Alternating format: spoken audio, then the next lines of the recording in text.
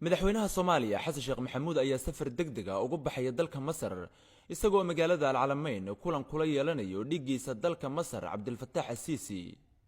safarkan lama filaanka waxa uu imaanayaa xilli xasaasi ah oo ay muuqato in Soomaaliya ay si toos ama si dadban ugu milmayso khilaafka qotada dheer ee u dhaxeeya Masar iyo Itoobiya kaasi oo salka ku hayo biyo xidheenka weyn ee webiga Abay.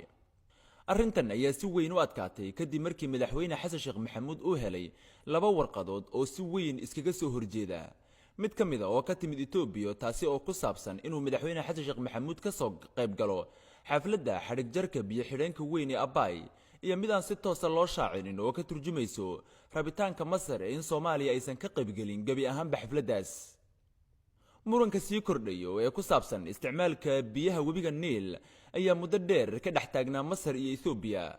webiga Niil oo ah isha ugu weyn ee nolosha iyo dhaqaalaha Masar ayaa hadda wajahayso halis ay Masar dareemayso, taasi oo ka dhalatay biyo xidheenka Abay ee Itoobiya ay dhisayso.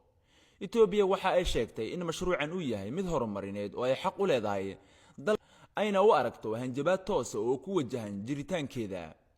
Soomaaliya ayaa waxaa loo soo jeediyaa khilaaf inkasta oo Soomaaliya aysan si toos ah uga mid ahayn muranka labada dal, haddana waxaa muuqato in culayska siyaasadeed uu si tartiib ah ugu soo gurguuranaya dhinaca Muqdisho. ka qaybgalka xafladda xadhigjarka Abay waxaa lagu fasiran karaa taageero muuqato oo la siiyay mashruuca Itoobiya ay horumarinayso, taasi oo Masar si weyn ay uga xumaan doonto amaba uga soo horjeesatay hadda. sidaa darteed joogitaanka madaxweynaha Soomaaliya ee xafladdaasi waxa ay noqon doontaa fariin siyaasadeed oo muran badan dhalisa. Qaahira ayaa waxay isku dayeysaa inay villa Soomaaliya ku qanciso socdaalkeeda degdega in madaxweyne Xasan Sheekh Maxamuud uusan ka qayb gelin amaba uusan tagin gabi ahaanba xafladdan.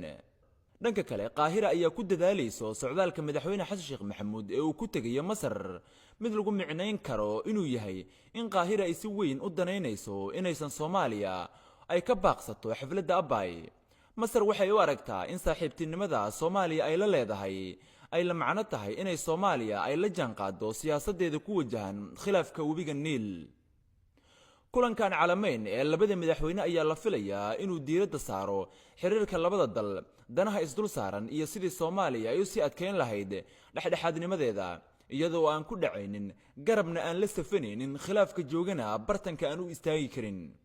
hal xiraale diblomaasiyadeed ayuu noqon karaa safarka madaxweyne Xasan Sheekh Maxamuud ee Masar, waxa uuna ka turjumayaa culayska sii kordhayo ee siyaasadeed ee gobolka Geeska Afrika. Soomaaliya oo laftirkeedu la daala dhacayso